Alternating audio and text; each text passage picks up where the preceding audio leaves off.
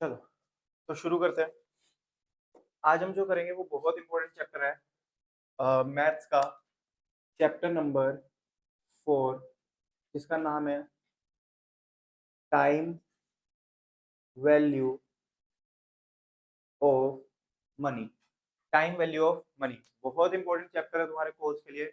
Even मैं बोलूँ तुम्हारे कोर्स में सबसे ज्यादा इंपॉर्टेंट चैप्टर यही वाला है, टाइम वैल्यू ऑफ मनी। ठीक है ना? क्यों? इस चैप्टर की वेटेज मिनिमम से मिनिमम बोल रहा हूँ मैं, 12 से 15 नंबर रहती है। ठीक है ना? मिनिमम मान के चलो 12 नंबर तक का, या मैक्सिमम और थोड़ा सा कम करूँ तो 10 नंबर से कम का तो नहीं आता। 10 नंबर तो कम से कम रहते हैं, बट 12 से 15 नंबर चले जाता है। इवन 15 से भी थोड़ा बहुत ऊपर गया हुआ है कभी कभी तो लेकिन मिनिमम कितना रह जाता है, 12 तो रह जाता है। ठीक है ना? तो 12 से 15 नंबर का पेपर में आएगा ये चैप्टर, और बहुत ही इंटरेस्टिंग, बहुत ही आसान चैप्टर है। ऐसा नहीं है कि बहुत मुश्किल चैप्टर है, बहुत ही इजी रहेगा चैप्टर। ठीक है ना? इस चैप्टर की कवरेज की अगर मैं बात करूं तो इस चैप्टर में 3 टॉपिक है जो मेजरली हमें कवर करने हैं। ठीक। एक हमारा टॉपिक है सिंपल इंटरेस्ट, एक हमारा टॉपिक आएगा कंपाउंड इंटरेस्ट, एक हमारा टॉपिक आएगा एन्युटी। ये 3 मेजर टॉपिक्स हैं जो हमें कवर करना है। सिंपल इंटरेस्ट समझना है, कंपाउंड इंटरेस्ट समझना है, और एन्युटी समझना है। फिर इन सबको समझ के हमारे पास क्या आती है, एप्लीकेशन। जो ये एन्युटी, कंपाउंड इंटरेस्ट वगैरह हम समझेंगे, इनकी एप्लीकेशंस कि कैसे ये रियल चीजों पे अप्लाई होता है, कैसे हम इनका यूज करते हैं। ठीक है ना? ये जो चैप्टर है टाइम वैल्यू ऑफ मनी, ये सिर्फ फाउंडेशन के लिए ही इंपॉर्टेंट नहीं है। ये चैप्टर आपको आगे जाके इंटर लेवल पे भी हेल्प करेगा। इंटर लेवल में आपको एक सब्जेक्ट पढ़ने को मिलेगा, फाइनेंशियल मैनेजमेंट। सेकंड ग्रुप का सब्जेक्ट है फाइनेंशियल मैनेजमेंट के नाम से। उस चैप्टर के अंदर भी, उस सब्जेक्ट के अंदर ये चैप्टर बहुत हेल्प करने वाला है। ठीक। उस सब्जेक्ट के अंदर एक चैप्टर है कैपिटल बस्टिंग, जिसको हम इन्वेस्टमेंट डिसीजन भी बोलते हैं। उसके अंदर तो सबसे ज्यादा यूज है इस चैप्टर का, सबसे ज्यादा यूज आएगा इस चैप्टर का। ठीक। क्योंकि पैसे के बारे में बात कर रहे हैं, और पैसे के बारे में यानी कि फाइनेंस। तो फाइनेंस के बारे में बात करना, तो फाइनेंशियल मैनेजमेंट जो सब्जेक्ट है वो पूरा का पूरा पैसे के बारे में बात करता है। ठीक। सिर्फ इतना ही नहीं, इंटर लेवल पे खत्म नहीं हो जाता, फाइनल लेवल पे आके भी एडवांस फाइनेंशियल मैनेजमेंट एक सब्जेक्ट है, उसमें भी ये पूरा पूरा हेल्प करने वाला है। ठीक। तो पहली चीज तो हमें पढ़ाई में बहुत हेल्प करेगा ये चैप्टर। यहाँ पर फाउंडेशन में तो करेगा ही करेगा, मार्क्स दिलवाएगा। तुम्हारे मार्क्स अगर 60 आ रहे हैं और 60 से 75 के बीच में लाने हैं, तो इस चैप्टर को छोड़ के नहीं जा सकते। इस चैप्टर को बहुत अच्छे से करना पड़ेगा। लाइक इसके अगर 15 क्वेश्चन आ रहे हैं तो तुम्हारे 15 के 15 ठीक होने चाहिए। और दुनिया भर की शॉर्ट ट्रिक्स हम पढ़ेंगे इसके अंदर। इसके अंदर सारे के सारे क्वेश्चन हम कैलकुलेटर पे करना सीखेंगे। कम से कम रजिस्टर का यूज करेंगे। ठीक है ना? अभी नोट्स बनवाऊंगा, बट जब हम पढ़ेंगे क्वेश्चन को सोल्व करेंगे तो ज्यादा से ज्यादा कैलकुलेटर पे सोल्व होंगे। ठीक। सबसे बड़ा चैप्टर है, सबसे ज्यादा वेटेज का चैप्टर है, बट हम इसको सबसे ज्यादा कैलकुलेटर में सोल्व करेंगे। अगर पूरे कोर्स में शॉर्ट ट्रिक्स की बात करूँ तो मैं सबसे ज्यादा शॉर्ट ट्रिक्स इसमें यूज कराता हूँ। तुम्हें देखने को मिलेगा बहुत सारे क्वेश्चन, ऑलमोस्ट सारे ही क्वेश्चन सिर्फ कैलकुलेटर पे तुम सोल्व कर पा रहे हो। ठीक। ये हो गया। तो ये था हमारा मेन, कि ये चैप्टर कहाँ कहाँ यूज होने वाला है। ठीक है ना? फिर रियल लाइफ की अगर मैं बात करूँ तो रियल लाइफ में भी इस चैप्टर का बहुत यूज है। अगर कोई बंदा स्टॉक मार्केटिंग करना चाह रहा है, अगर कोई बंदा स्टॉक मार्केट में घुसना चाह रहा है, स्टॉक मार्केट में एंटर करना चाह रहा है, तो तुमने वो एसआईपी वगैरह सुना होगा। एसआईपी क्या होता है? म्यूचुअल, हाँ, म्यूचुअल फंड में क्या होता है कि आप ना एक एसआईपी सेट कर देते हो, कि मान लो आपके अकाउंट से हर महीने 5-5 हजार रुपए ऑटोमेटिकली डिडक्ट हो जाएंगे और वो म्यूचुअल फंड में इन्वेस्ट हो जाएंगे। तो इसको बोलते हैं एसआईपी, कि आप एक हर महीने की वो इंस्टॉलमेंट सेट कर देते हो, सिस्टमेटिक, कि आपका हर महीने पैसा वहां पर इन्वेस्ट होता रहेगा म्यूचुअल फंड के अंदर। ठीक। तो वहां पर ये जो जो बंदे स्टॉक मार्केटिंग में इन्वॉल्व रहते हैं, उनके लिए time value of money chapter बहुत ज्यादा इंपॉर्टेंट है, क्योंकि उनको टाइम वैल्यू ऑफ मनी की नॉलेज होनी चाहिए, तभी वो पैसे को सही से इन्वेस्ट कर पाएंगे। अभी भी ना तुम देखोगे बहुत सारे लोग इन्वेस्टमेंट जो करते हैं, बिना सोचे समझे आंख बंद करके कहीं पर भी इन्वेस्ट कर देते हैं। ठीक है ना? या तो उनको कहीं से नॉलेज मिल गई, जैसे आजकल तुम देखते हो बहुत सारा ग्रुप्स का जमाना है, किसी ग्रुप में पता चल गया, या किसी ने आते जाते किसी ने बोल दिया उसे कि भाई ये शेयर अच्छा है, खरीद लो, या ये म्यूचुअल फंड अच्छे हैं, खरीद लो। तो बहुत सारे लोग ना आजकल ऐसे इन्वेस्ट कर रहे हैं। बट अगर तुम जेन्युइनली पूरा एनालाइज करके समझ के फिर इन्वेस्ट करना चाहते हो, तो आपके लिए चैप्टर सबसे ज्यादा जरूरी है। ये बेसिक है, इसके बिना आपको समझ नहीं आएगा कि स्टॉक मार्केटिंग में क्या चलता है। तो स्टॉक मार्केटिंग में भी एंटर करने के लिए हमारे लिए चैप्टर बहुत ज्यादा जरूरी हो जाता है। ठीक। तो ये रियल लाइफ के लिए बोलूँ तो भी बहुत इंपॉर्टेंट है, और अगर हम बात करें पढ़ाई के लिए तो भी हमारे लिए बहुत ज्यादा इंपॉर्टेंट है। सर, होता क्या time value of money? Time value of money का मतलब क्या हुआ? मान लो अगर अभी चल रहा है 2024, अभी है हमारे पास कितना 2024, अगर 2024 से 2027 की बात करूं, 2024 से 2027 की बात करूं, तो 2024 में अगर कोई चीज 100 रुपए की आ रही है, अगर कोई चीज कितने की मिल रही है 100 रुपए की, मान लो एक पिज्जा है डोमिनोज का जो कितने रुपए का आ रहा है 100 रुपए का, तो क्या लगता है 2027 में वही पिज्जा, 2027 में वही पिज्जा 100 रुपए का होगा या 100 से ज्यादा का होगा या 100 से कम का होगा? ज्यादा का होगा। लेट से कितने का हो गया 130 का, कितने का हो गया 130 का, ठीक। तो हमने क्या बोला, 2024 में कोई पिज्जा था 100 रुपए का, उसकी आज 2027 में वैल्यू कितनी हो गई, तो 130 रुपए। तो ये होता है टाइम के साथ पैसे की वैल्यू का चेंज हो जाती है, टाइम के साथ क्या होती है पैसे की वैल्यू चेंज, ठीक। टाइम के साथ पैसे की वैल्यू चेंज हो गई, 2024 में जो जो पिज्जा 100 रुपए में मिलता था, सेम वही पिज्जा 2027 में 130 रुपए में मिलता है। तो ये क्या होता है टाइम की वैल्यू चेंज हो जाना, टाइम के साथ साथ पैसे की वैल्यू चेंज हो जाना, ठीक। तुमने सुना होगा अपने पापा के टाइम में, दादा के टाइम पे, कि भाई हमारे जमाने में तो ऐसा होता था कि 10-10 रुपए में इतनी सारी चीजें आ जाती थी, 15-15 रुपए में इतनी सारी चीजें आ जाती थी। तो उस टाइम पे जेनुइनली ऐसा होता था, उस टाइम पे क्या था, बहुत सस्ते पैसे के लिए, मतलब 10-10 रुपए में बहुत सारी चीजें मिल जाती थी। आजकल 10 रुपए तो भिखारी भी नहीं लेता रेड लाइट पे जाता, ठीक है ना। तो क्यों, क्योंकि पैसे की वैल्यू ना चेंज हो जाती है, टाइम के साथ चेंज होती रहती है पैसे की वैल्यू। तो ये क्या होता है, अब क्यों हुआ ऐसा, यहाँ पर 100 रुपए, यहाँ 130 रुपए, तो इसके बहुत सारे रीजन हो सकते हैं, जैसे इन्फ्लेशन आ जाता है, महंगाई बढ़ जाती है, ठीक है ना। आप किसी का पैसे की बात कर रहे हो, अब सोच के देखो, मैं तुमसे बोलता हूँ, मैं तुमसे आज बोल रहा हूँ कि भाई तुम आज मुझे 1 लाख रुपए दो, मुझसे 3 साल बाद 1 लाख रुपए ले लेना वापस, कोई मानेगा? नहीं मानोगे। क्यों क्यों नहीं मानोगे? क्योंकि ऑब्वियसली तुम सोच के देखो, अगर तुम मुझे 1 लाख रुपए दे रहे हो तो तुम बदले में क्या एक्सपेक्ट करोगे, इंटरेस्ट एक्सपेक्ट करोगे। वरना तुम मुझे क्यों दे रहे हो, तुम बैंक में डिपॉजिट कर दो, बैंक वाला तुम्हें इंटरेस्ट देगा, तो अगर मुझे दे रहे हो तो कुछ ना कुछ बदले में रिटर्न एक्सपेक्ट करोगे ही करोगे, ठीक। तो ये होता है कि अगर मैं, या अगर तुम्हारा पैसा कोई और यूज करने वाला है, तो उसको यूज करने के लिए तुम्हें क्या देना चाहिए, कुछ इंटरेस्ट देना चाहिए। नॉर्मल सी बात है, अगर किसी, तुम अपनी कोई चीज किसी को यूज करने के लिए देते हो, तो उसके बदले में क्या लेते हो, कुछ रेंट वगैरह लेते हो ना, कुछ भी रेंट या पैसा कुछ लेते हो। तो ये ऐसे ही केस पैसे के साथ है, अगर तुम अपना पैसा किसी और को यूज करने के लिए दे रहे हो, तो उससे उसके बदले में क्या लोगे, इंटरेस्ट लोगे, उससे उसके बदले में क्या लोगे, इंटरेस्ट। तो दो पार्टीज होती है, एक होता है लेंडर, एक होता है लेंडर, एक होता है बोरोवर। लेंडर मतलब क्या, जो पैसा दे रहा है, और बोरोवर बोरोवर मतलब क्या, जो पैसा ले रहा है। अगर मैं तुमसे पैसा बोरो कर रहा हूँ, अगर मैं तुमसे पैसा ले रहा हूँ, तो बदले में मैं तुम्हें क्या दूंगा, इंटरेस्ट। बदले में मैं तुम्हें क्या दूंगा, इंटरेस्ट दूंगा। जितने साल मैं तुम्हारा पैसा यूज करने वाला हूँ, उतने साल का मैं तुम्हें क्या दूंगा, इंटरेस्ट दूंगा, ठीक। तो सिंपल सा केस है, टाइम के साथ साथ पैसे की वैल्यू चेंज होती रहती है, उसी कंसेप्ट को हमें यहाँ पर समझना है कि किस तरीके से वैल्यू चेंज होगी और किस तरीके से हमारा ये सारा टाइम के साथ साथ वैल्यू फ्लो होगी। अब अलग अलग रेट्स होते हैं, अलग अलग केसेस होते हैं, एक होता है सिंपल इंटरेस्ट, एक होता है कंपाउंड इंटरेस्ट, एक होता है एन्युटी।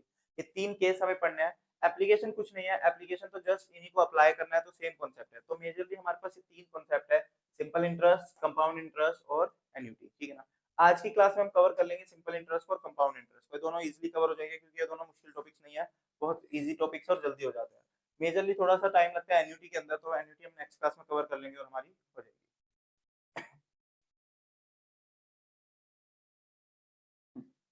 चलो, तो ये हमारा क्या हो गया, टाइम वैल्यू ऑफ मनी की बात कर रहे हैं हम यहाँ पर।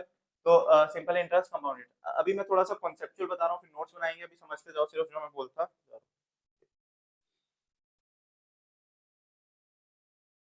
तो इस चैप्टर में हमारे पास क्या क्या इंपॉर्टेंट टर्म्स है, कुछ टर्म्स ऐसी हैं जिनके बारे में समझना है, जिनको हम यूज करेंगे। सबसे पहले आती है हमारे पास प्रिंसिपल,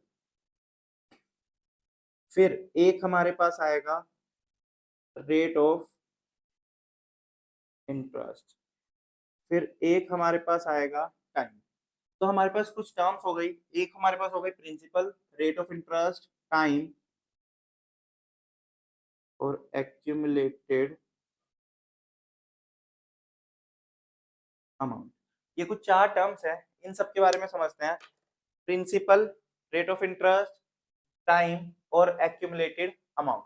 प्रिंसिपल मतलब क्या, अगर मैंने तुमसे बोला कि तुम मुझे आज 1 लाख रुपए का लोन दे दो, तो मतलब मैंने लोन कितने का लिया, जो हमारा बेसिक प्राइस है, जो हमारा लोन अमाउंट है, वो कितने का है, 1 लाख रुपए का।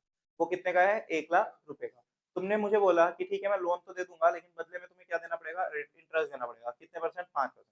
तो वो जो 5% इंटरेस्ट की बात कर रहे हैं, यानी कि वो हमारा क्या हो गया, रेट ऑफ इंटरेस्ट।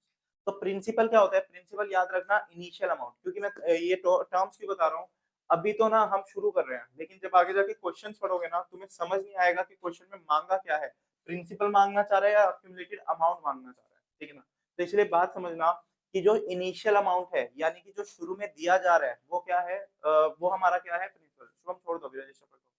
मैंने क्या बोला कि जो हम इनिशियल अमाउंट की बात कर रहे हैं, लाइक जो शुरू में अमाउंट दिया जा रहा है, वो क्या हुआ, वो प्रिंसिपल कहलाएगा। अगर मैं शुरू में कहीं से बोरो कर रहा हूँ या मैंने कोई बैंक में पैसा इन्वेस्ट भी कर दिया, तो वो जो इनिशियल अमाउंट जो मैं बोरो कर रहा हूँ या जो इनिशियल अमाउंट मैं बैंक में इन्वेस्ट कर रहा हूँ, वो मेरा क्या कहलाएगा, प्रिंसिपल। वो मेरा क्या कहलाएगा, प्रिंसिपल। तो हमेशा याद रखना, प्रिंसिपल जो होगा वो इनिशियल अमाउंट होगा। वो शुरू में जो पैसा इन्वेस्ट कर रहे हैं या शुरू में जो पैसा बोरो कर रहे हैं, वो अमाउंट हमारा क्या कहलाएगा, प्रिंसिपल। रेट ऑफ इंटरेस्ट, अगर मैंने किसी से बोरो किया यानी कि लोन लिया, तो उस पे पैसा जो मैं इंटरेस्ट के तौर पे दूंगा, वो रेट ऑफ इंटरेस्ट कहलाएगा। या फिर अगर मैंने कहीं पैसा बैंक में इन्वेस्ट किया, तो वो इन्वेस्टमेंट पे मुझे कितना रिटर्न मिलेगा, वो क्या कहलाएगा, रेट ऑफ इंटरेस्ट कहलाएगा। वो क्या कहलाएगा, रेट ऑफ इंटरेस्ट। तीसरा होता है टाइम पीरियड। टाइम पीरियड मतलब क्या, कितने साल के लिए आपने वो लोन लिया है या कितने साल के लिए आपने इन्वेस्टमेंट करी है। जैसे मैंने अभी तुम्हें बोला था कि 1 लाख रुपया आज मुझे दो और 3 साल बाद मुझसे वापस ले लेना, तो टाइम कितना हो गया, 3 साल। तो मुझ पे इंटरेस्ट कितना लगेगा, 3 साल का। क्यों? क्योंकि तुम्हारे 1 लाख रुपए मैंने यूज करे कितने साल के लिए, 3 साल के लिए। तो अगर मैंने 3 साल यूज करे, तो मैं तुम्हें उसके बदले में इंटरेस्ट भी कितने साल का दूंगा, 3 साल का दूंगा, ठीक। और एक्यूमुलेटेड अमाउंट क्या होता है, अब सोच के देखो, 1 लाख रुपए का मैंने तुमसे लोन लिया था, 1 लाख को 3 साल यूज करने वाला हूँ, और तुम उस पर इंटरेस्ट लगा रहे हो कितना, 10%। तो 1 लाख का 10% यानी कि 10,000 रुपए। 1 साल का इंटरेस्ट कितना हो गया, 10,000। ऐसे 2 साल का कितना, 20,000। 3 साल का कितना, 30,000। टोटल 3 साल का इंटरेस्ट कितना हो गया, 30,000। मैंने तुमसे 1 लाख रुपए का लोन लिया था, उसमें 30,000 रुपए इंटरेस्ट ऐड करके तुम्हें कितने लौटाऊंगा, 1,30,000। 1 लाख का लोन लिया था, उसमें 30,000 का इंटरेस्ट बन गया, वो ऐड करके मैं तुम्हें वापस कितना करूंगा, 1,30,000। तो ये क्या है, एक्यूमुलेटेड अमाउंट। इसको बोलते हैं एक्यूमुलेटेड अमाउंट, जिसमें आपने जो इनिशियल अमाउंट लिया था वो, और इंटरेस्ट दोनों को मिला के, ठीक। तो हमें ना कंपेयर करना होता है। हमें कंपेयर कैसे करना होता है, हमें अलग अलग हमारे पास ना ऑप्शंस होते हैं। जब अगर कोई इन्वेस्टर है जो प्रॉपर सिर्फ अपने इन्वेस्टिंग बिजनेस में नहीं है, उसके पास क्या होता है, अलग अलग ऑप्शंस होते हैं। उसके पास अलग अलग ऑप्शंस कैसे होंगे, मान लो मैं इन्वेस्टर हूँ, मैं प्रॉपर एक बढ़िया इन्वेस्टर हूँ, मेरा काम ही सिर्फ ये है कि मैं पैसा इन्वेस्ट करता हूँ। मेरे पास क्या है, 1 लाख रुपए आए, तो मेरे पास उस 1 लाख का क्या क्या ऑप्शन है। 1 लाख रुपए से बैंक में एफडी करा सकता हूँ, मेरे पास एक ऑप्शन ये पड़ा है कि बैंक में एफडी करा दूं। एक ऑप्शन ये है मैं गवर्नमेंट के बॉन्ड्स खरीद लूं। एक ऑप्शन ये है किसी कंपनी के डिवेंचर्स खरीद लूं। एक ऑप्शन है किसी कंपनी के शेयर्स खरीद लूं। एक ऑप्शन है किसी में म्यूचुअल फंड में पैसा इन्वेस्ट कर दूं, ठीक। तो मैं कंपेयर करूंगा कि मुझे कितने साल के लिए इन्वेस्टमेंट करनी है। मान लो मुझे 3 साल के लिए इन्वेस्टमेंट करनी है, तो मैं चेक करूंगा हर एक इन्वेस्टमेंट में 3 साल के बाद मेरे पास कितने रुपए होने वाले हैं। अगर मैं आज 1 लाख रुपए लगा रहा हूँ, तो हर एक इन्वेस्टमेंट में 3 लाख, 3 साल बाद कितने रुपए होने वाले हैं। जिस इन्वेस्टमेंट में 3 साल बाद सबसे ज्यादा रुपए बनेंगे मेरे, तो उस इन्वेस्टमेंट में मैं क्या करूंगा, इन्वेस्ट कर दूंगा। उस ऑप्शन में मैं क्या करूंगा, ठीक। तो ये चारों टर्म्स क्लियर है। प्रिंसिपल हो गया, initial amount, rate of interest हो गया, जितना हमें जिस रेट पे हमें इंटरेस्ट पे करना है, जितना टाइम पीरियड हमने इस पैसे को यूज किया, और एक्यूमुलेटेड अमाउंट मतलब प्रिंसिपल प्लस इंटरेस्ट, प्रिंसिपल और इंटरेस्ट को मिला के, ठीक। तो अब हमने दो टर्म्स की बात की, एक है सिंपल इंटरेस्ट और एक है कंपाउंड इंटरेस्ट। इन दोनों के बारे में और समझते हैं। एक हमारा आया सिंपल इंटरेस्ट, और एक हमारा आया कंपाउंड इंटरेस्ट, ठीक।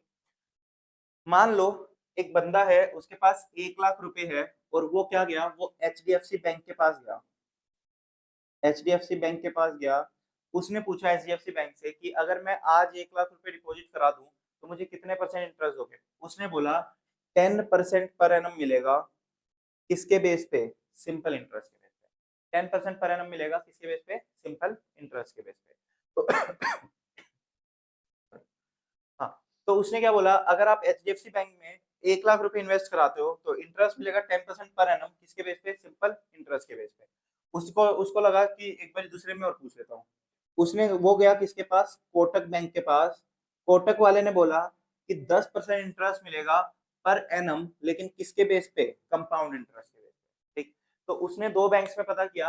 एक बैंक था जो सिंपल इंटरेस्ट दे रहा था, 1 लाख रुपए का, 1 लाख रुपए में 10% के हिसाब से सिंपल इंटरेस्ट।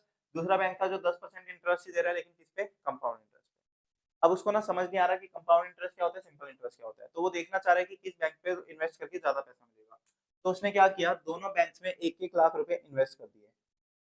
तो प्रिंसिपल इन्वेस्ट कितना करा है, 1 लाख इधर इन्वेस्ट करा और 1 लाख क्या किया, इधर इन्वेस्ट किया। 1 लाख इधर इन्वेस्ट कर दिया, 1 लाख उधर इन्वेस्ट कर दिया।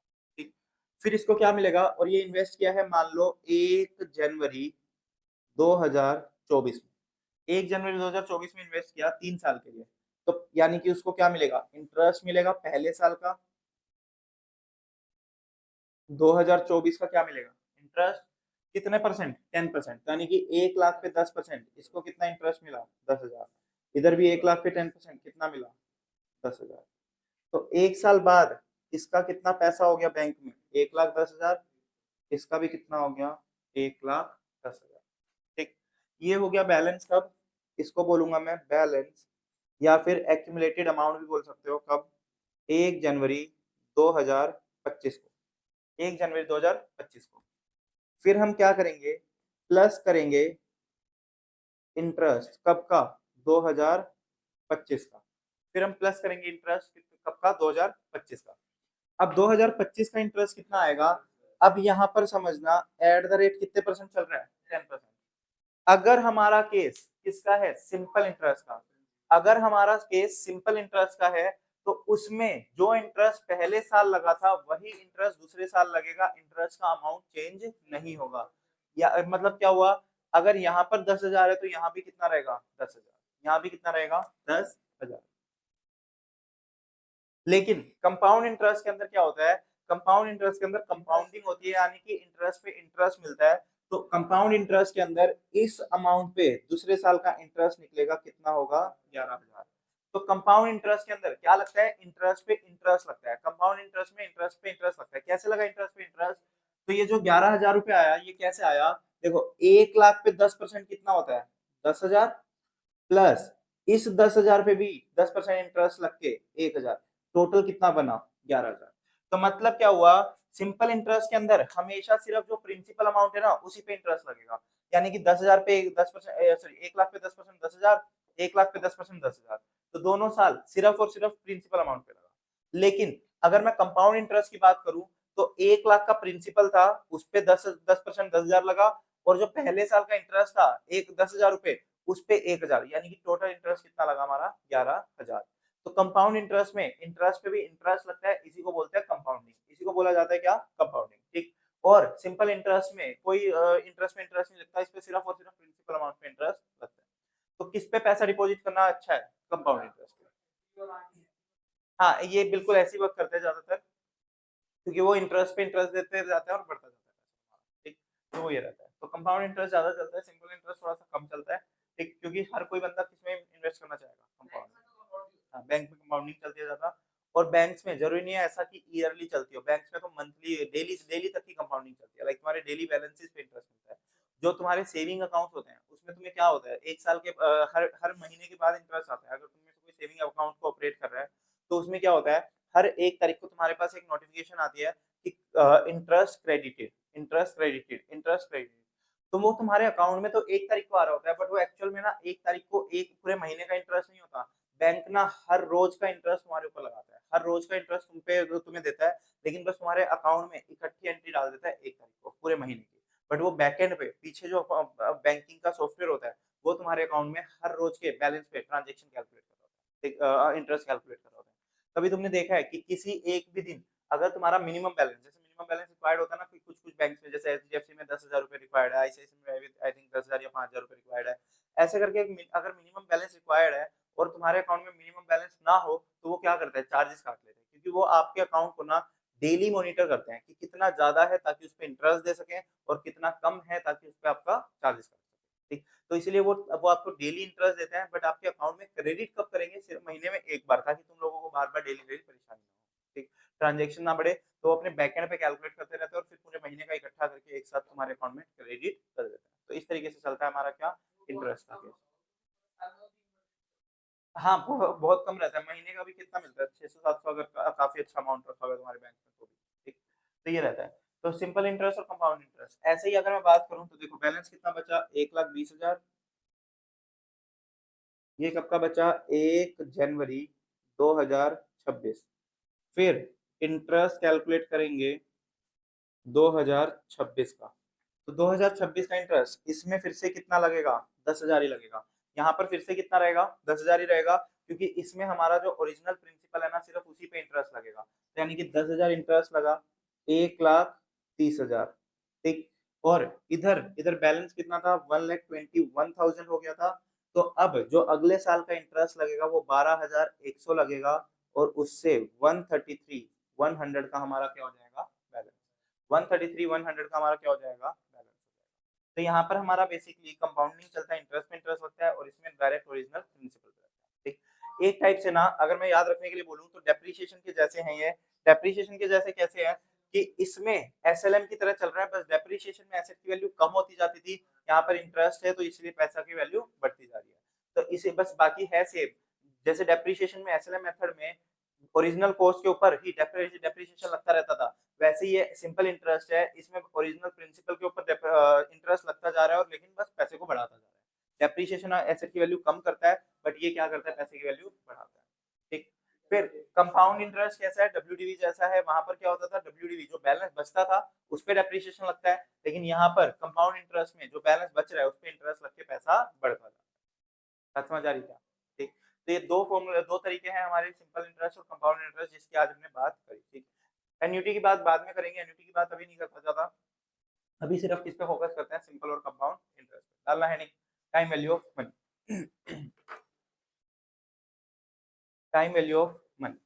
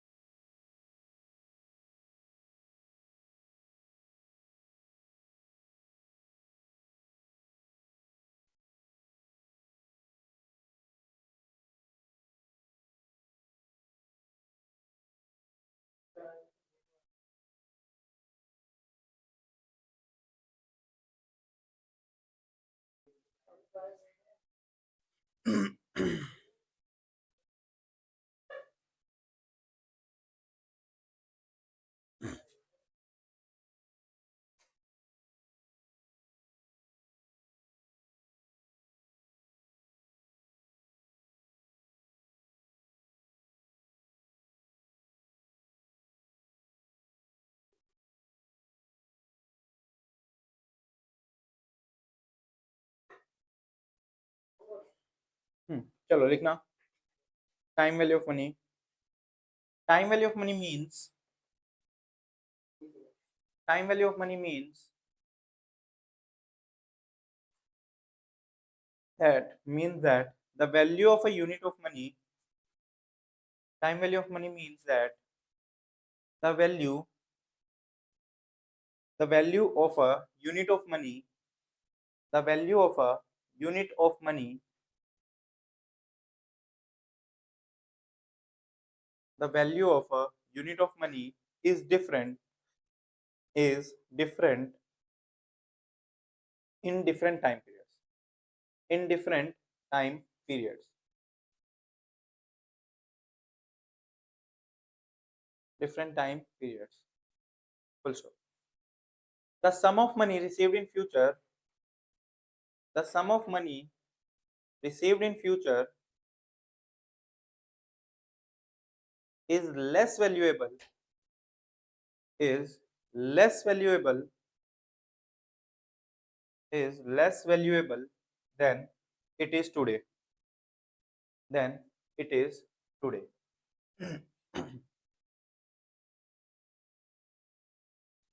ठीक है ना?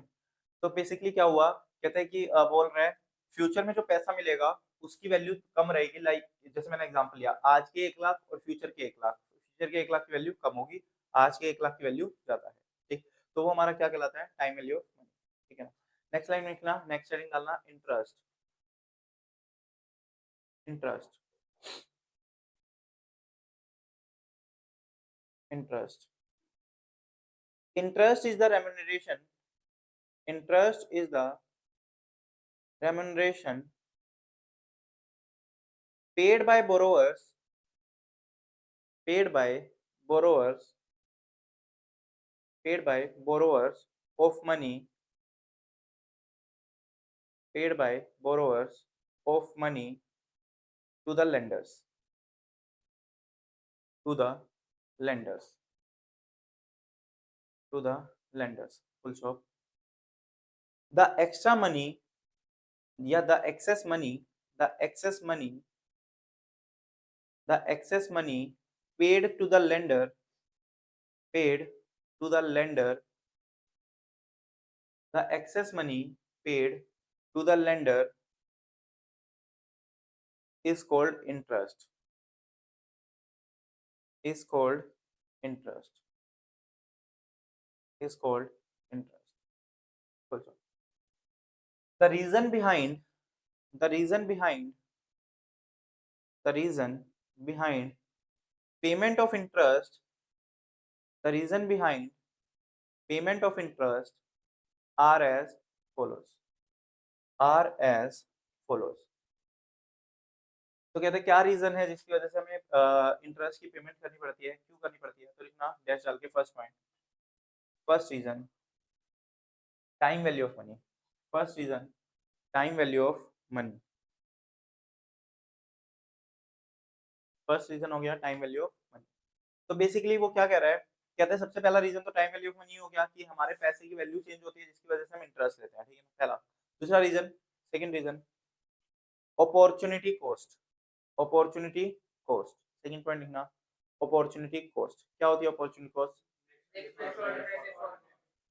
इतनी इंग्लिश नहीं आती, थोड़ा और समझो अच्छे से, ये तो रट्टा तो मैं भी मार लूंगा, मतलब समझो। दूसरे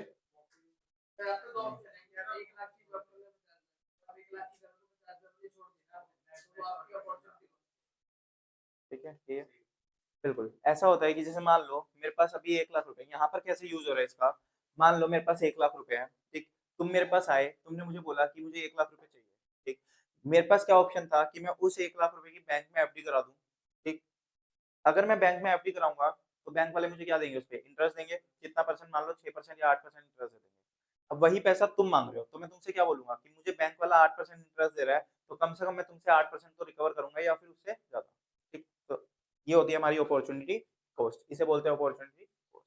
ठीक, कि आपने अगर एक ऑप्शन को सेलेक्ट करने के लिए दूसरे ऑप्शन को छोड़ा तो उसके चक्कर में जो ऑप्शन छोड़ा एटलीस्ट तुम उसका तो रिकवर कर लो, वो वरना जो ऑप्शन छोड़ा है उसके जो इनकम आने वाली थी वो तुमने छोड़ दी, तो उसको बोलते हैं अपॉर्चुनिटी कॉस्ट। ठीक है, हर जगह पे तुम लोग अपॉर्चुनिटी कॉस्ट को फेस करते हो। जैसे आगे जाके तुम्हारे पास ऑप्शन होगा कि मान लो तुम अपना बिजनेस कर लो या फिर जॉब कर लो। जॉब वाले मान लो तुम्हें 50,000 रुपए सैलरी दे रहे हैं, लेकिन तुम अपने बिजनेस में गए, तो तुम अपने बिजनेस में इतने एफर्ट्स तो जरूर डालोगे कि जो तुमने 50,000 की जॉब छोड़ी है तो वो 50,000 तो एटलीस्ट तुम अपने बिजनेस से कमाओ, तभी तुम क्या करोगे, वरना तो बिजनेस बेकार है, जॉब अच्छी थी। ठीक है ना? तो ये होता है हमारा क्या, अपॉर्चुनिटी कॉस्ट। तो लिखना the lender has a choice between, the lender has a choice between, the lender has a choice between using his money in, using his money, using his money in different investments, using his money in different investments, different investments. If he chooses one, if he chooses one, if he chooses one,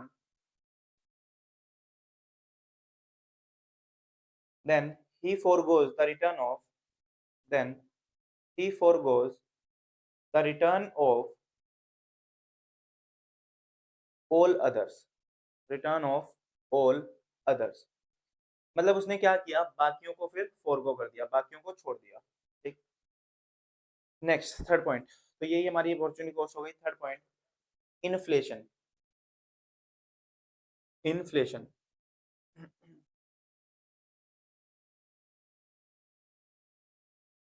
inflation क्या होता है? महंगाई, simple सी बात है, महंगाई। Inflation का मतलब है महंगाई, तो लिखना इसमें most economies generally, most economies generally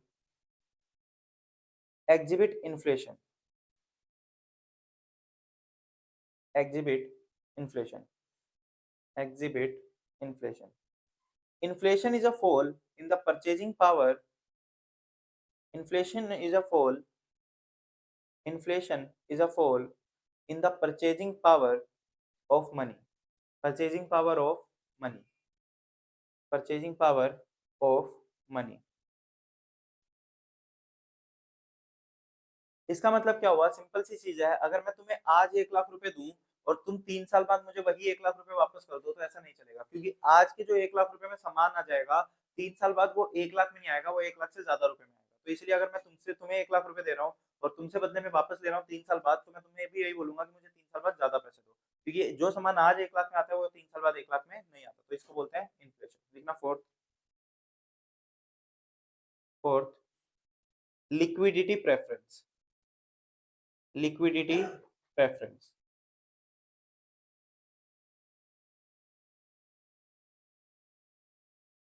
liquidity preference. क्या होता है liquidity preference?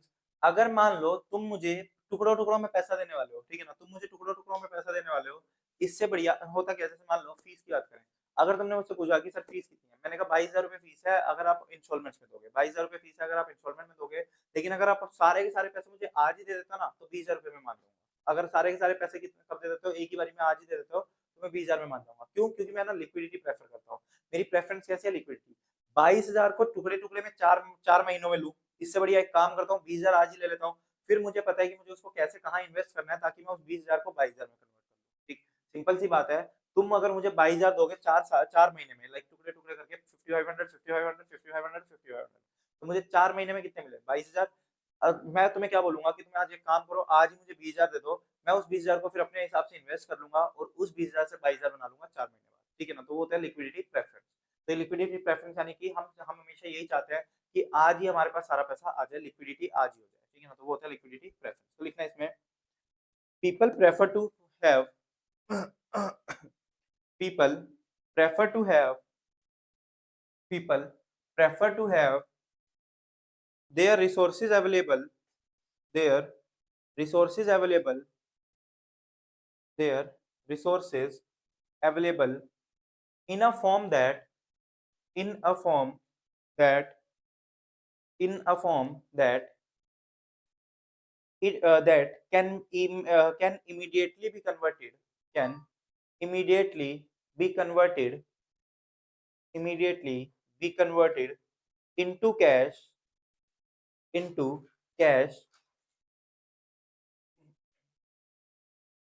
immediately be converted into cash, rather than rather than rather than a form, rather than a form that takes time, that takes time to realize, that takes time to realize। यानी कि पैसे को realise करने के लिए time लगे, इससे बढ़िया हम यही प्रेफर करेंगे कि आज ही पैसा मिल जाए। एक लास्ट फैक्टर हमारा क्या होता है जिसकी वजह से इंटरेस्ट लेते हैं? Risk factor. रिस्क भी हम यूज कर रहे हैं, ठीक है, लास्ट पॉइंट लिख दो रिस्क फैक्टर। इसमें क्या होता है, अगर मैं अपने 1 लाख रुपए तुम्हें दे रहा हूँ, मान लो तुम मेरे पास आए, तुमने मुझे बोला कि 1 लाख रुपए दे दो, मैंने तुम्हें 1 लाख रुपए दे दिए, ठीक। अब मेरे मन में ना एक रिस्क रहेगा, मेरे मन में क्या रिस्क रहेगा कि यार ये पैसे लेके चला गया तो 3 साल बाद वापस करने वाला है, 3 साल बाद कहीं ये यहाँ हुआ ही नहीं तो गायब हो गया, कहीं तो भाग गया, तो हम किसे पकड़ेंगे, कैसे ढूंढेंगे? कुछ नहीं होता, लेके लोग भाग जाएंगे, तो कैसे, कोई नहीं पकड़ पाता उनको। ठीक, तो ये होता है। तो इस केस में हम एक रिस्क उठा रहे हैं, और रिस्क उठा के मैं तुम्हें पैसा दे रहा हूँ, तो उस रिस्क के बदले में मुझे रिवॉर्ड भी मिलना चाहिए, उस रिस्क के बदले में मुझे रिवॉर्ड मिलना चाहिए, तो मैं क्या चार्ज करूंगा? इंटरेस्ट चार्ज करूंगा। ठीक, तो लिखना है इसमें रिस्क फैक्टर, हेडिंग डालना risk factor. There is always a risk, there is always a risk that the borrower there is always a risk that the borrower that the borrower will go bankrupt or otherwise a borrower will go bankrupt or otherwise default on the loan. Bankrupt or otherwise default on the loan. Bankrupt का मतलब समझते हो ना? Bankrupt मतलब क्या? दिवालिया निकल जाना, किसी का भी दिवालिया निकल गया, ठीक? तो bankrupt और on the loan, full stop. Risk is determinable factor on the go bankrupt or otherwise default on the loan. Otherwise default on the loan. Full stop. Risk is determinable factor. Risk is determinable factor in fixing rate of interest.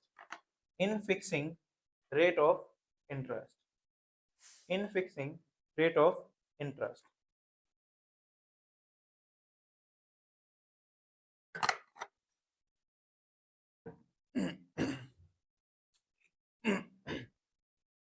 तो ये 5 ऐसे factors हैं जिनकी वजह से हम interest को charge करते हैं, जिसकी वजह से हमें इंटरेस्ट चार्ज करना होता है, ठीक?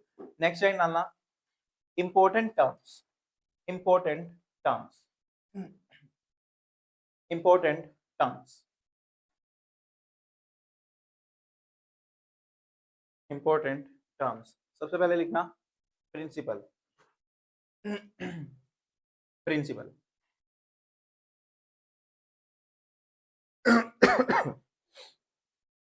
It is the initial amount, it is the initial amount, it is the initial amount of lending or borrowing, of lending or borrowing, of lending or borrowing, ठीक? ये हमारा क्या है? इनिशियल अमाउंट है लैंडिंग और बोरोइंग के लिए। मतलब जो हमने पैसा किसी को दिया या कहीं से लिया, तो जो इनिशियल अमाउंट हमने दिया या लिया, वो हमारा क्या कहलाएगा? प्रिंसिपल। वो हमारा क्या कहलाएगा? प्रिंसिपल। Full stop. आगे लिखना, if you invest your money, if you invest your money, if you invest your money, comma, the value of initial investment, the value of initial investment is called principal, is called principal. Full stop. Next लिखना, rate of interest, rate of interest, rate of interest.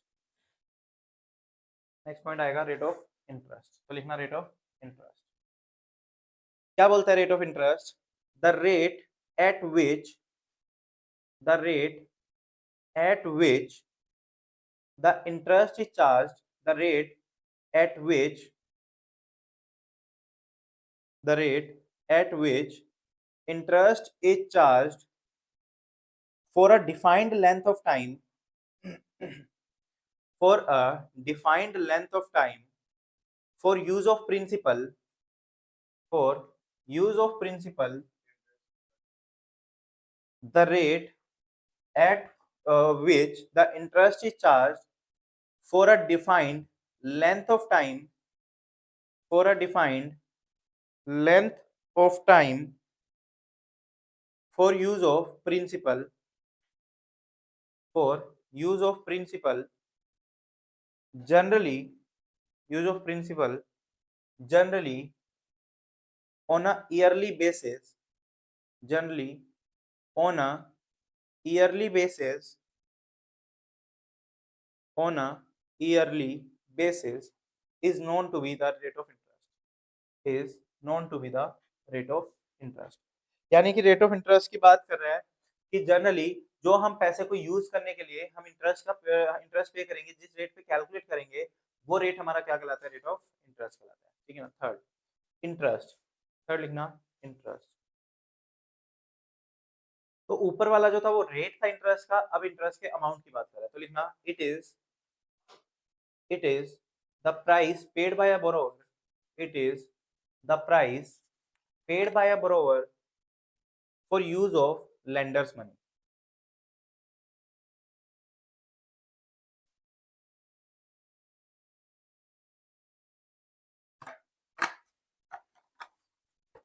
और use of lenders money. तो कहता है lender का पैसा use करने के लिए जो हम बदले में इंटरेस्ट पे कर रहे हैं वो हमारा क्या, जो हम पे करेंगे पैसा वो हमारा क्या कहलाएगा, इंटरेस्ट। और लास्ट एक्यूमुलेटेड बैलेंस या फिर एक्यूमुलेटेड अमाउंट, accumulated amount और balance, accumulated amount और balance, accumulated amount और balance।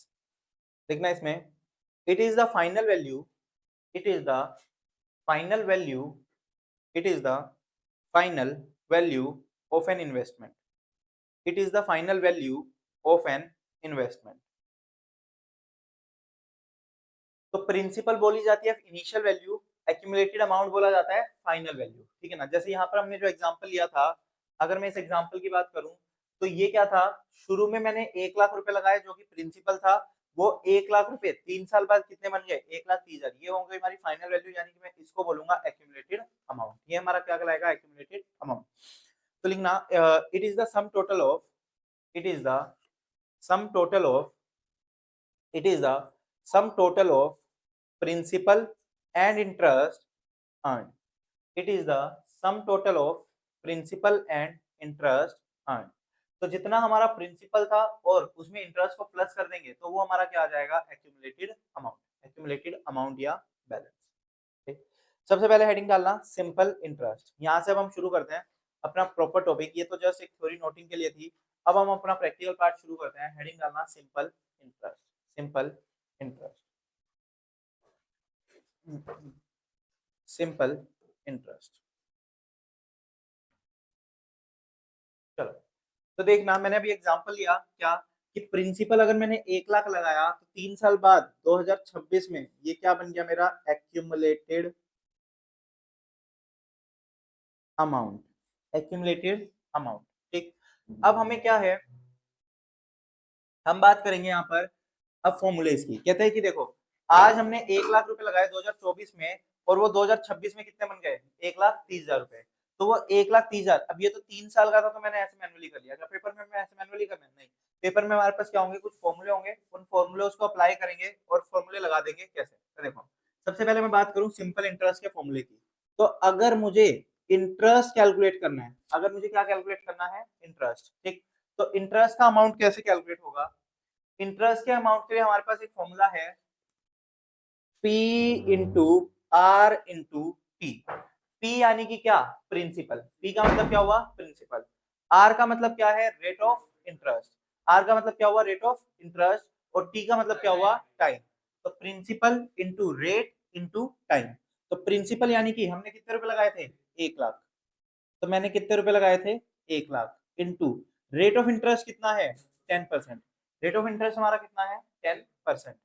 इंटू कितने साल के लिए लगाया है, 3 साल, 1 साल, 2 साल, 3 साल, तो 3 साल के लिए लगाया। तो 1 लाख इंटू 10%, 10,000 इंटू 3 कितना हो गया, 30,000।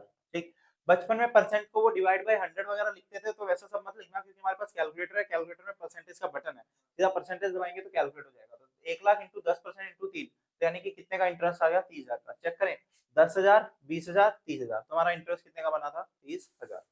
ठीक, फिर दूसरा फॉर्मूला हमारे पास आता है अमाउंट का, amount equals to principal plus interest. अभी हमने पढ़ा था कि अमाउंट का मतलब क्या होता है, जिसमें प्रिंसिपल में इंटरेस्ट को अगर ऐड कर दें तो वो हमारा क्या निकल आएगा, अमाउंट। तो अमाउंट कितना आएगा, प्रिंसिपल प्लस इंटरेस्ट, यानी कि 1 लाख प्लस 30,000 कितना आ गया, 1,30,000, 1,30,000। ठीक, तो 1,30,000, तो यही हमारा क्या आ रहा था, एक्यूमुलेटेड अमाउंट आ रहा था। अब जो मैंने अमाउंट का फॉर्मूला पढ़ा उसके लिए अगर मैं बात करूं तो देखो अमाउंट का फॉर्मूला क्या था, प्रिंसिपल प्लस इंटरेस्ट। तो प्रिंसिपल तो एज इट इज रहेगा, प्लस इंटरेस्ट का फॉर्मूला हमने अभी देखा, P into R into T. किसकी बात कर रहा हूं मैं, सिंपल इंटरेस्ट की। तो उसमें इंटरेस्ट का फॉर्मूला अभी हमने देखा था, P into R into T, तो मैंने वो इंटरेस्ट का फॉर्मूला यहाँ पर डाल दिया, इंटरेस्ट का फॉर्मूला यहाँ पुट कर दिया। तो दोनों में से अगर मैं P कॉमन ले लूं तो मेरा क्या फॉर्मूला बना, 1 प्लस आर टी। तो अगर क्वेश्चन में डायरेक्ट अमाउंट निकालने को पूछ ले, तुमसे इंटरेस्ट ना पूछ के सीधा क्या पूछ ले, अमाउंट निकालने को, तो तुम इस फॉर्मूले से डायरेक्ट अमाउंट भी निकाल सकते हो, तुम्हें इंटरेस्ट कैलकुलेट करने की जरूरत नहीं पड़ेगी। तो पुट करके देखिए वैल्यूज, प्रिंसिपल का अमाउंट कितना था, 1 लाख, इंटू 1 + आर यानी कि रेट ऑफ इंटरेस्ट कितना है 10%। 10% को हम ना 0.10 भी लिख सकते हैं। 10% को हम कितना लिख सकते हैं 0.10। कैसे सर? 10% का मतलब क्या हुआ 10/100। तो 10/100 यानी कि 0.10। तो हमने 10% को कितना लिख दिया 0.10। कितने साल के लिए हमने डिपॉजिट कराया था 3 साल के लिए। तो 3 साल के लिए कराया तो 1 लाख इंटू 1.30 1 लाख इंटू 1.30। तो ये कितना आ जाएगा 1,30,000। तो वही अमाउंट हमारा यहाँ पर आ गया बिना बिना इंटरेस्ट को अलग से कैलकुलेट करें। तो हम चाहे इंटरेस्ट को कैलकुलेट करें चाहे ना करें, मतलब डायरेक्ट भी निकाल सकते हैं, जैसा क्वेश्चन बोलेगा वैसा हम सोल्व कर लेंगे। तो ये दो फॉर्मूले है बस सिंपल इंटरेस्ट के अंदर। सिंपल इंटरेस्ट का कॉन्सेप्ट हमारा इतना सा रहता है, एक हमारा फॉर्मूला होता है इंटरेस्ट का, एक हमारा फॉर्मूला होता है अमाउंट का, ठीक है ना। अब वो क्या करेगा ज्यादा ज्यादा क्वेश्चन को मुश्किल बनाने के लिए, वो इंटरेस्ट तुम्हें दे देगा, रेट गायब कर देगा, या फिर टाइम गायब कर देगा और अमाउंट तुम्हें बता देगा। तो किसी एक फॉर्मूले में या तो अमाउंट बता देगा तुम्हें या फिर इंटरेस्ट बता देगा तुम्हें, और फॉर्मूले में पुट करके हमें आर या टी गायब कर देगा, ठीक, या फिर अमाउंट और प्रिंसिपल डायरेक्ट पूछ लेगा। तो इतने ही इसी टाइप के क्वेश्चन आ जाएंगे, इससे ज्यादा हाई लेवल के क्वेश्चन नहीं देता सिंपल इंटरेस्ट में। तो अगर मैं बात करूं एग्जाम लेवल पे, जैसे कि मैंने बोला ये चैप्टर 15 से मान के चलो कि चैप्टर अगर 16 नंबर का या 18 नंबर का भी आ रहा है, तो तीनों टॉपिक्स में से इस टॉपिक में से 4 से 5 नंबर का पेपर में आएगा। सबसे ज्यादा क्वेश्चंस हमें कंपाउंड इंटरेस्ट के देखने को मिलते हैं, जो कि 6 से 8 नंबर के आ जाते हैं, ठीक। सबसे ज्यादा क्वेश्चंस हमें किसके देखने को मिलेंगे सिंपल कंपाउंड इंटरेस्ट के 6 से 8 नंबर के, और एनयूटी के ऊपर भी 4 से 5 मार्क्स का क्वेश्चन आ जाता है। एनयूटी और एप्लीकेशन बेसिकली सेम सेम साथ साथ चलती है, तो एनयूटी और एप्लीकेशन में से 4 से 5 नंबर का पेपर में आ जाता है। तो ऐसे करके ये चैप्टर नाम से 15-18 नंबर तक का बन जाता है, ठीक। चलो तो डालिए हेडिंग सिंपल इंटरेस्ट। तो उसमें लिखना इंटरेस्ट, तो इंटरेस्ट का फॉर्मूला लिख लो ये वाला, simple interest equals to P into R into T. Simple interest equals to P into R into T. For example P into R into T. मैं फिर से बोलता हूँ इस चैप्टर में एब्रीविएशन से कोई फर्क नहीं पड़ता। कुछ लोग आर की जगह आई लिखते हैं रेट ऑफ इंटरेस्ट को, कुछ मर्जी लिखो कोई फर्क नहीं पड़ता, क्योंकि हमारा क्या है एमसीक्यू है, हमें तो लास्ट आंसर मैच कराना है। चाहे तुम आई लिखो, चाहे तुम आर लिखो, चाहे तुम टाइम को टी लिखो, चाहे तुम टाइम को एन लिखो, जैसे मर्जी लिखो कोई फर्क नहीं पड़ता। हमें तो बस लास्ट में आंसर मैच करके टिक करना है, ठीक है ना। तो कोई दिक्कत नहीं है, एब्रीविएशन से कोई दिक्कत नहीं है। चलो तो लिखना for example principal is 1 lakh, principal is 1 lakh, principal is 1 lakh, principal is 1 lakh, rate of interest is 10%, rate of interest is 10%,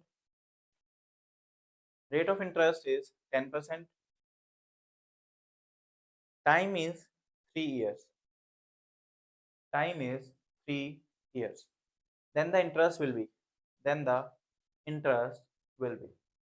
तो लिख दो इंटरेस्ट का अमाउंट कैलकुलेट करके, वही सेम जो वहां पर कैलकुलेशन की हुई है 30,000 वाली।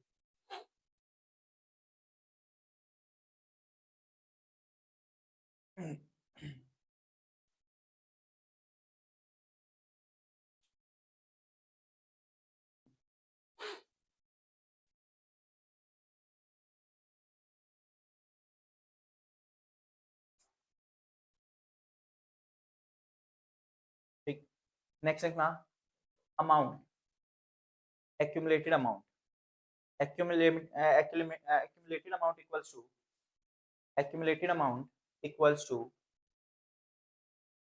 p प्लस आई, ये पूरा एज इट इज उतार दो, p प्लस आई, फिर p plus B R T, फिर p इंटू 1 + RT, और फाइनल फॉर्मूला हमारा बनेगा ये वाला और ये वाला। ये दो फॉर्मूले हमें यूज करना है, पहले वाला और तीसरे वाला। उतार दो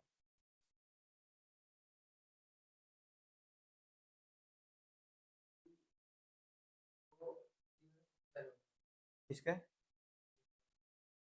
इसमें देखो पहले इतने को सोल्व करना 1 + RT को, फिर जो आएगा उसको p से मल्टीप्लाई करना। हाँ, पहले ब्रैकेट वाला सोल्व करना है। तो ये उतार के फिर यही सेम एग्जांपल में इसको भी सोल्व कर लो दोनों तरीके से, इस तरीके से भी सोल्व कर लो और इस तरीके से भी सोल्व कर लो। सेम एग्जांपल है जो ऊपर हमने लिखा, उसी एग्जांपल को इस तरीके से भी सोल्व करके दिखा दो और उस तरीके से भी सोल्व करके दिखा दो।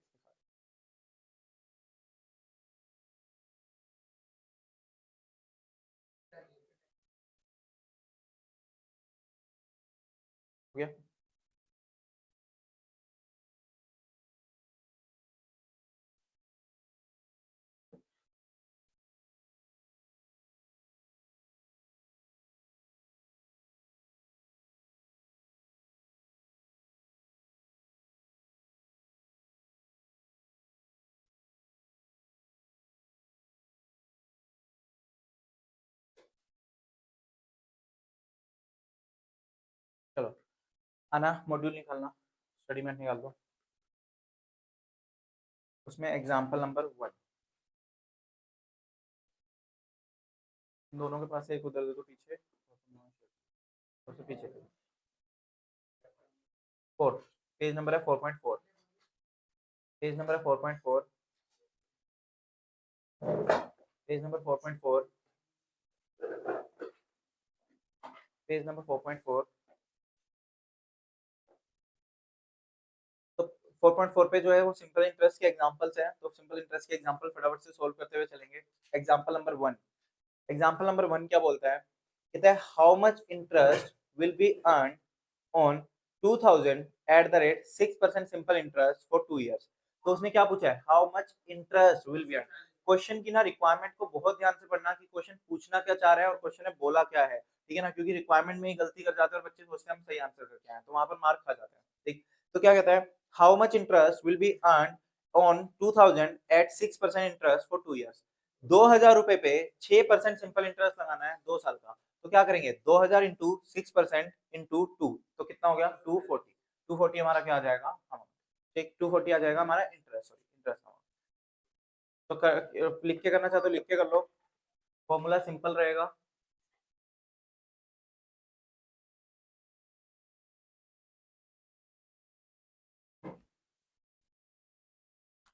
एग्जाम्पल नंबर अगर 1 की बात करूं तो उसमें क्या बोला है उसने, प्रिंसिपल 2000 है, rate of interest 6%, time period कितना 2 साल। तो इंटरेस्ट का फॉर्मूला क्या होता है, P into R into T, तो P कितना हो गया 2000 इंटू 6% इंटू 2, तो यानी कि 2000 120 240, कितना आ गया 240, ठीक। इतना लंबा क्यों जाना, डायरेक्ट करो, वो बहुत लंबा पड़ेगा।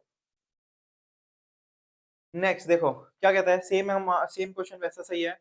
कहता है सेकंड एग्जांपल में Sania deposited 50,000 in a bank for 2 years with the interest rate of 5.5% per annum, how much interest would she earn। कहता है एक सानिया है कोई, उसने 50,000 रुपए बैंक में डिपॉजिट करवाए 2 साल के लिए, इंटरेस्ट रेट कितना है 5.5%। तो सेम तरीका हो जाएगा, प्रिंसिपल हो गया, रेट ऑफ इंटरेस्ट 5.5 हो गया, टाइम 2 इयर्स हो गया, हाँ तो उसको कैलकुलेट कितना आ रहा है 5500, 5500, ठीक। फिर उसके बाद कहता है कि एग्जाम्पल 3 में in example 2 what will be the final value of investment. कहता है सेम वही वाला क्वेश्चन ले लो सानिया वाला ही, उसमें बताओ इन्वेस्टमेंट की फाइनल वैल्यू क्या होगी, यानी कि अमाउंट कितना होगा। तो अमाउंट पूछ रहे हो, तो अमाउंट के लिए हम क्या करेंगे P प्लस आई, P प्लस आई, तो P कितना था 50,000, इंटरेस्ट कितना है 5500, तो P 50,000 प्लस 5500 कितना हो गया 55,500, ठीक 55,500, या फिर इस फॉर्मूले से भी तुम कैलकुलेट कर सकते हो, ठीक दोनों तरीके से चलेगा। करते जाओ ऐसे, फोर्थ कर दो, फिफ्थ कर दो, हो जाएंगे। फोर्थ कर दो, फिफ्थ चलो मैं बता दूंगा, फोर्थ कर दो पहले।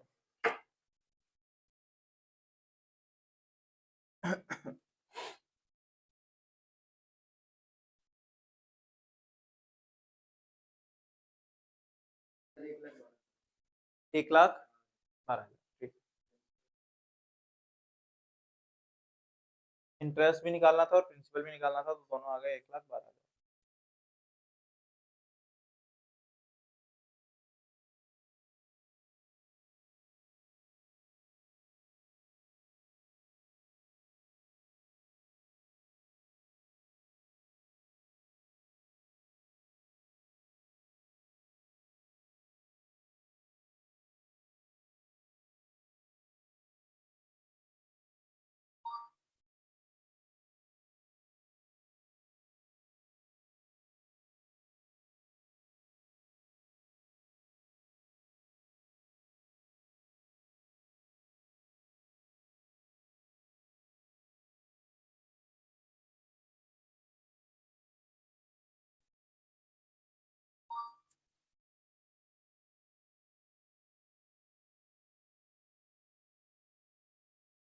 फिफ्थ देखा गया।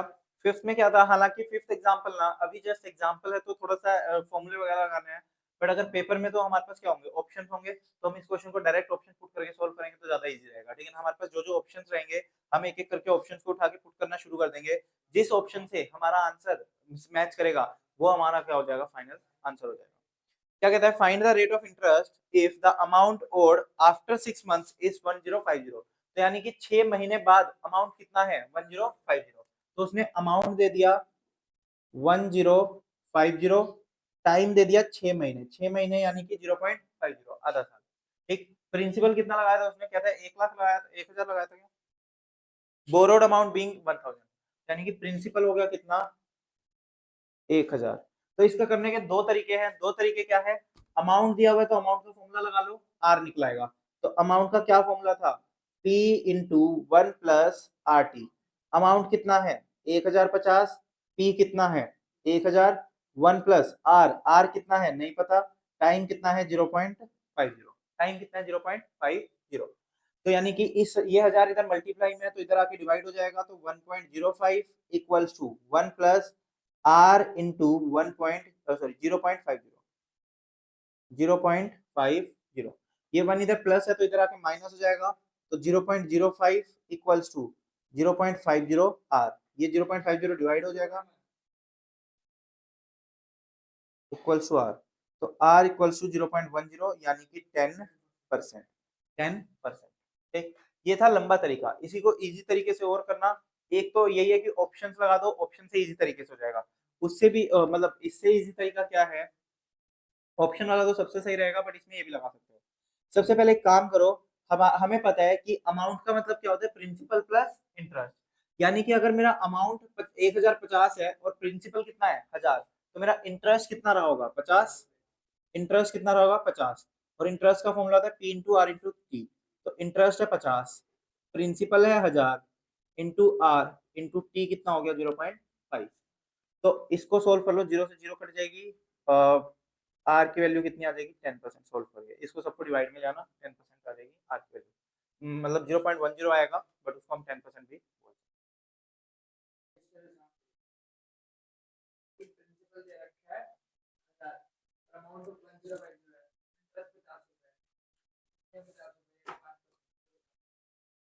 यही हो गया, बस इसी को मैंने यहाँ पर सोल्व करके दिखा दिया तुमने, ओरली सोल्व कर। ठीक है ना, यही तरीका है, बस यहाँ पर लिखा है हमने, तुमने ओरली बोल दिया, बात वही है same.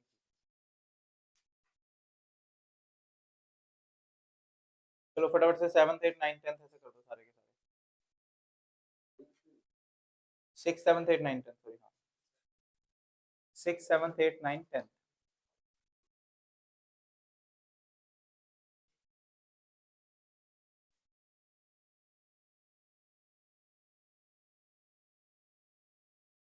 6 7th 8th 9th 10th।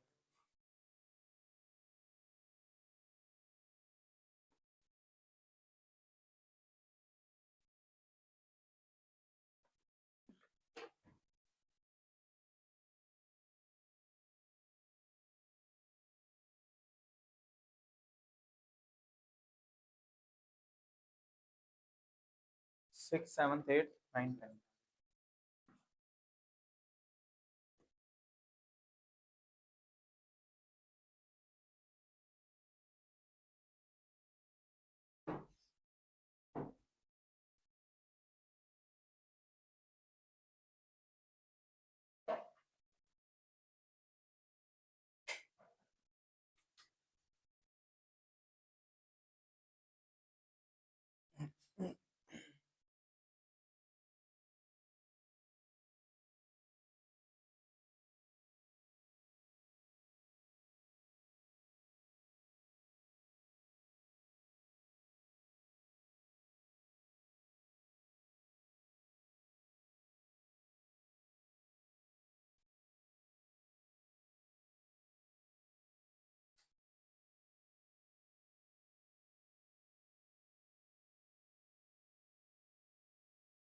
इससे टाइम निकालना है, कौन सा क्वेश्चन में।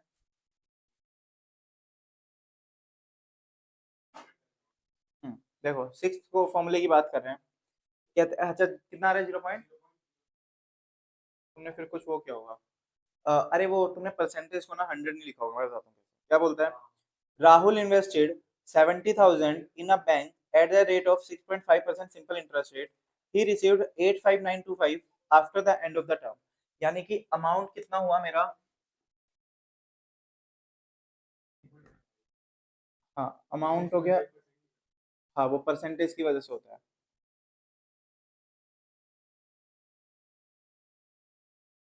6.5% है ना। हाँ तो उसको परसेंटेज में लेना, परसेंटेज लोगे तभी वो आएगा।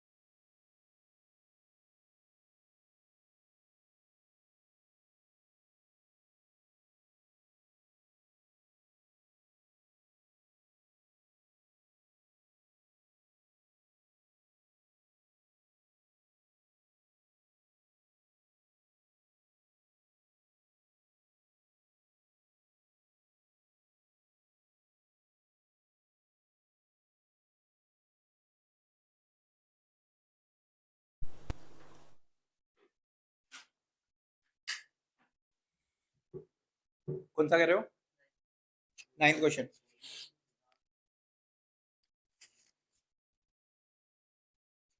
चलो क्या बोल रहा है नाइन्थ क्वेश्चन में, कहता है what sum of money will produce, तो यानी कि वो पूछ रहा है प्रिंसिपल कितना होगा, ठीक है ना। कहते हैं कि अगर मैं कितना प्रिंसिपल लगाऊं कि मुझे 28,600 रुपए एज एन इंटरेस्ट मिल जाए, कितने महीनों में, 3 साल 12 महीने में, सॉरी 3 साल 3 महीने में। 3 साल 3 महीने का मतलब क्या हुआ, 3 साल तो पूरे पूरे हो गए और एक हमारा हो गया क्वार्टर, यानी कि एक हो गया 3 महीने।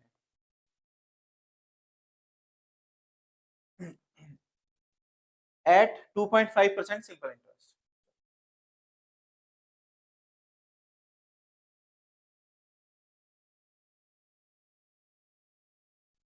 यानी कि ये हमारा हुआ interest equals to principal into rate into time.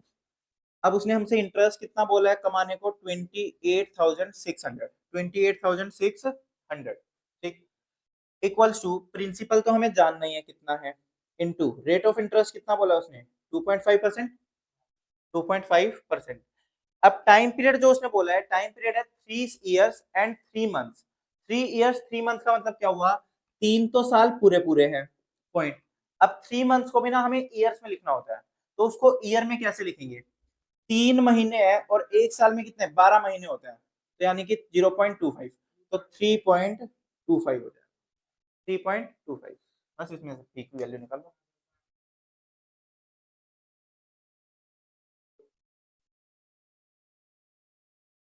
एक साल 8 महीने, तो उसको ए वन तो एज इट इज रहने दो, 8/12 कर लो, तो जितना आएगा उसको वन में प्लस कर देना। या तो दूसरा तरीका ये होता है कि सबको ना शुरू में सारे महीने में कन्वर्ट कर लो, लाइक कितना कितने महीने हो गए, एक साल 8 महीने, तो 12 महीने, 12 महीने तो एक साल में हो गए, और 8 वो 20 महीने, तो 20/12, तो ये ईयर आ जाएगा, तो 20/12।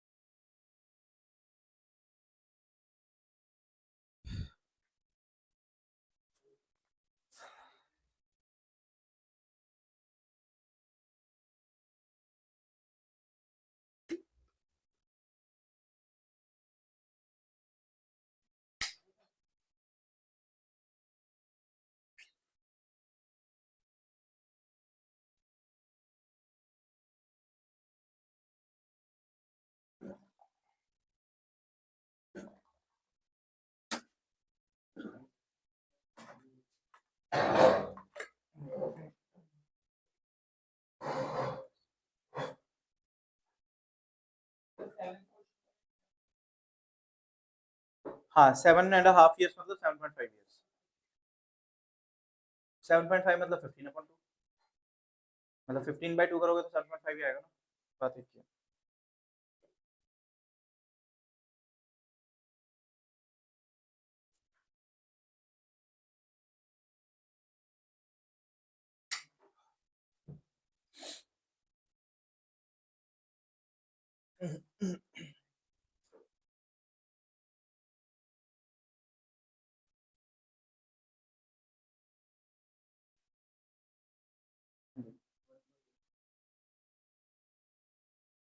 हाँ 1.6666,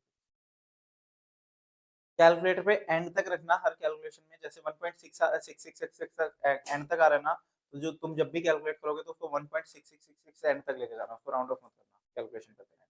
हाँ, तभी एग्जैक्ट आंसर देगा, वरना ऊपर नीचे देगा। लिखने के लिए दो, चाहे 2 डिजिट्स लिख लो, कोई दिक्कत नहीं है, बट जब कैलकुलेटर पे कैलकुलेशन करोगे तो एंड तक रखना उसको पूरा। कौन से पे हो? 9th पे, ठीक है, ये आंसर।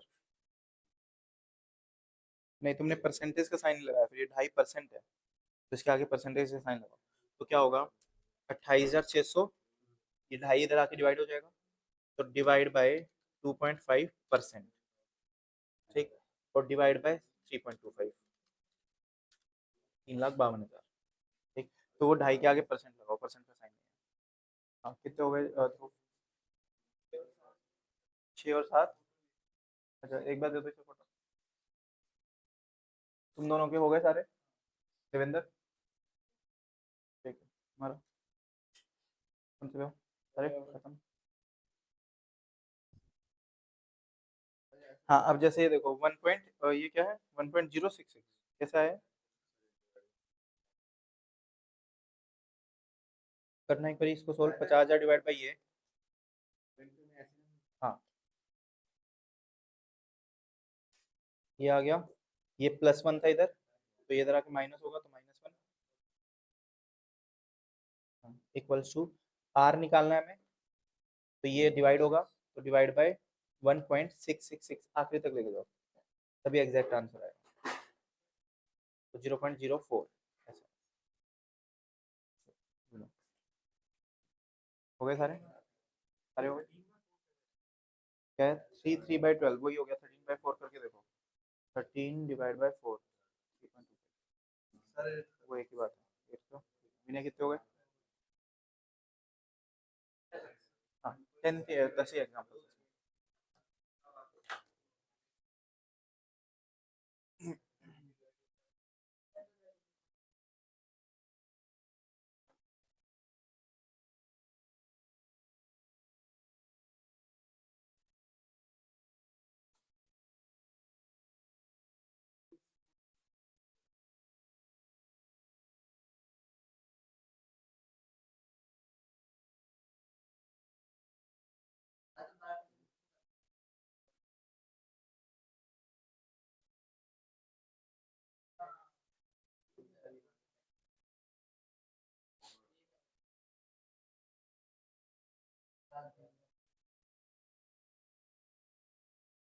डन, चलो अभी हमने शुरू में सोचा था कि कंपाउंड इंटरेस्ट भी कवर कर लेंगे, बट कंपाउंड इंटरेस्ट हम नेक्स्ट क्लास में करेंगे, आज सिंपल इंटरेस्ट को ही खत्म करते हैं। एक्सरसाइज ए होमवर्क में है पूरी, उसको ट्राई करना कैलकुलेटर पे ज्यादा सोल्व करने की, ठीक है ना, लिख के मत करना।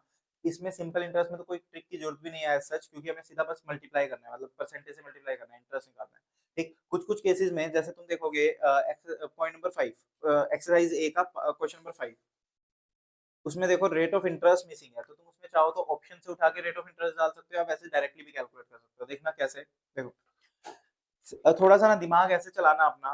क्या कहता है, प्रिंसिपल कितना है, प्रिंसिपल अमाउंट कितना हुआ, कहते हैं 12,000, अमाउंट कितना हो गया 16,500, यानी कि 16,500 कितना हुआ, 12,000 और 16,500, तो 4,500 कितना, क्या इंटरेस्ट आ गया हमारा, 4,500 का क्या हुआ इंटरेस्ट, कितने साल में, 2.5 साल में, 4,500 का इंटरेस्ट कमा रहे हो 2.5 साल में, तो एक साल में कितना हुआ, तो 4,500 डिवाइड बाई 2.5 करना, 1800, तो यानी कि तुम्हारा एक साल का इंटरेस्ट कितना होना चाहिए, 1,800 रुपए, क्योंकि सिंपल इंटरेस्ट है, सिंपल इंटरेस्ट है तो सेम रहेगा, तो अगर तुम 4500 2.5 साल में कमा रहे हो तो 1 साल का इंटरेस्ट कितना होना चाहिए? 1800। तो यानी कि 12,000 रुपए के प्रिंसिपल पे कितना परसेंट लगाऊं कि मेरा 1800 हो जाए? 15% आएगा। 12,000 इंटू 15% करोगे तो 1800 हो जाएगा। तो मतलब बेसिक कहना का मतलब क्या है कि तुम इसको शॉर्ट ट्रिक यही लगाना कि ऑप्शन से जाना ज्यादा इजी हो जाएगा, ऑप्शन से जाओगे तो ज्यादा इजी हो जाएगा, ठीक है ना। और अगर क्वेश्चन में प्रिंसिपल और अमाउंट दोनों दिए हुए ना, तो उसके गैप को इंटरेस्ट मान के इंटरेस्ट के फॉर्मूले यूज करना, क्योंकि इंटरेस्ट का फॉर्मूला ज्यादा इजी होता है अमाउंट प्रिंसिपल से, उसे अमाउंट से, ठीक। तो ये कॉन्सेप्ट हमारा है, बाकी हो जाएंगे ज्यादा। एक लास्ट क्वेश्चन देख लो, लास्ट क्वेश्चन के लिए ना मैं एक शॉर्ट ट्रिक बता देता हूँ, वो तुम कर तो लोगे, उसमें क्या है, एक लॉन्ग ट्रिक से भी बता देता हूँ, एक शॉर्ट ट्रिक से भी बता देता हूँ। 10th question, I think 10th है ना लास्ट। हाँ, क्या कहता है, a sum of money doubles itself in 10 years। मतलब क्या कह रहा है कि हमारा पैसा ना 10 साल में डबल हो जाता है। 10 साल में कितना क्या हो जाता है? डबल। कहता है तो कितने साल लगेंगे उसको ट्रिपल होने में, ठीक है ना। तो इसको देखो, पहला ऑप्शन तो क्या है हमारे पास, थोड़ा सा लॉन्ग कट क्या है, लॉन्ग कट क्या है, प्रिंसिपल अपनी मर्जी से मान लो 100 रुपए, प्रिंसिपल लेट कर लिया कितना? 100 रुपए। तो उसने बोला कि 10 साल में क्या हो जाएगा? डबल। तो यानी कि मेरा अमाउंट कितना हो गया? 200 रुपए। अमाउंट कितना हो गया? 200 रुपए। कितने साल में?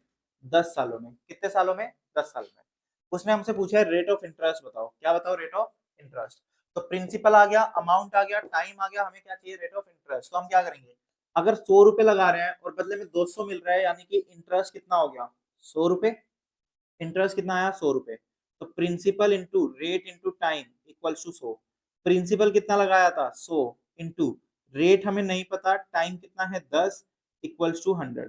तो ये दोनों उधर जाके डिवाइड हो जाएंगे तो 1/10 आएगा, यानी कि 0.10 आएगा। मतलब कितने परसेंट आ गया? 10%, ठीक।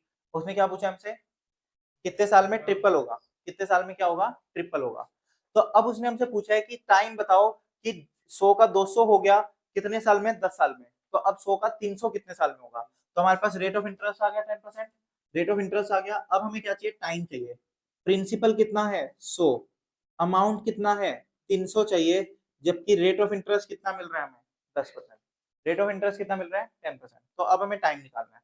तो सेम वही हो गया, इंटरेस्ट 200 हो गया, तो 200 equals to principal into rate into time. तो इसको सोल्व करोगे तो कितना आ गया?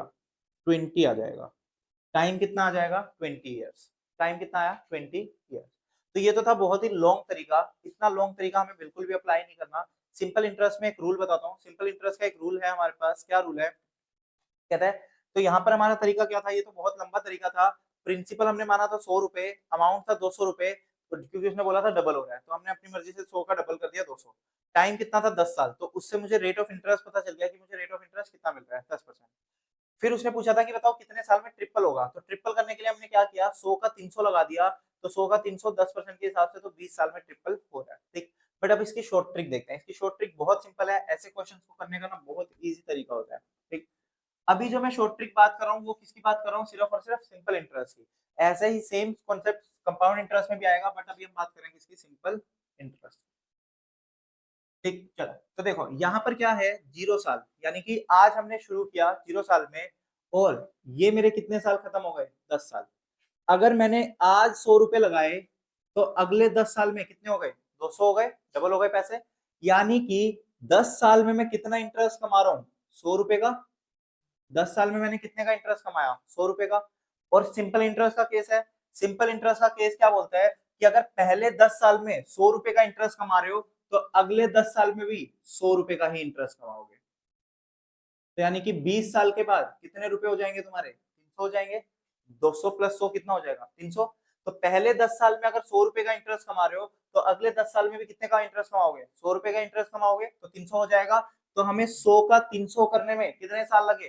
20 साल। तो आंसर क्या हो गया? 20 साल, ठीक। तो बस ये ट्रिक यूज करेंगे तो ये वाला क्वेश्चन इजीली सॉल्व हो जाएगा। क्या hope so simple interest clear है पूरा। सिंपल इंटरेस्ट हमारा खत्म हो गया पूरा, ठीक है ना। नेक्स्ट क्लास में अपन कंपाउंड इंटरेस्ट को खत्म करेंगे। चलो, डन फॉर टुडे।